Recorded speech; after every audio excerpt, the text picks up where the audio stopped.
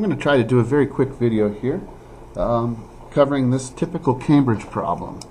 Okay, if you're reviewing for your paper 2 or paper 4, go ahead and pause the video, try the problem yourself, and then check in when you're done and compare how you did.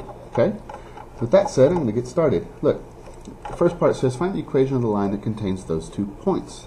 I know my answer is going to look like y equals mx plus b. Now in Cambridge math they always write a c instead of a b, but it doesn't matter, that's just the y-intercept. So in order to find this, I first need to find the slope, and you find the slope by the slope formula, which is the difference of the y's, rise over run, divided by the distance of the x's. So this is 2 over negative 6, reduced for the love of all that is good and holy. There's my slope. Okay? Now I have 2 points, but I do have a point and a slope. Whenever I have a point and a slope, use the point-slope formula. Instructions don't tell you to do it, but it's really, really easy. Doesn't matter which point you use. I'm going to use this one here. So y minus 4 equals negative 1/3 x plus 3, because it's x minus negative 3, which makes it plus. Go ahead and distribute. Y minus 4 equals negative 1/3 x minus 1, so y equals negative 1/3 x plus 3. That makes me feel good because that's part of my problem down here, so I'm pretty sure that that's right.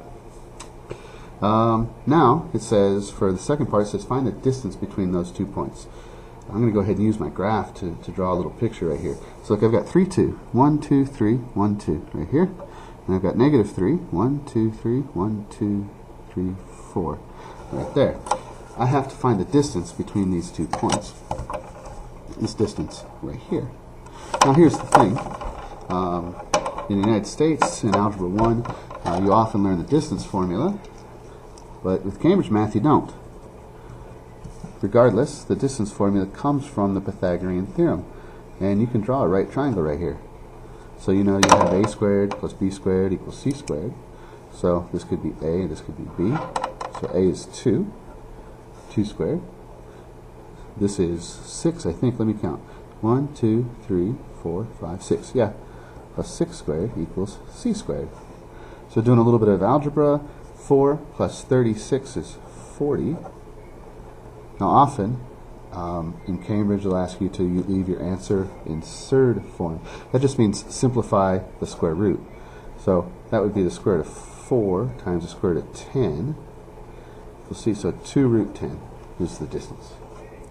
Now the last part says, the second to last part, it says find the equation of the line that's perpendicular to y equals negative 1/3 x plus 3 and passes through the midpoint. So the midpoint is halfway between the x's, halfway divided by 2, and halfway between the y's. So let's see, that's 0. That's 6 divided by 2, which is 3. I'm going to draw that on my graph and just see 0, 1, 2. That looks like the middle. Okay?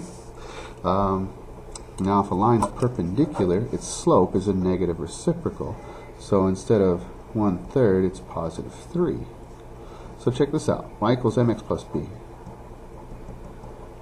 I could go ahead and use my point-slope formula, but I don't have to because I know my y-intercept. So y equals 3x plus 3. Graph them both. Last part, to graph them both. 3x plus 3.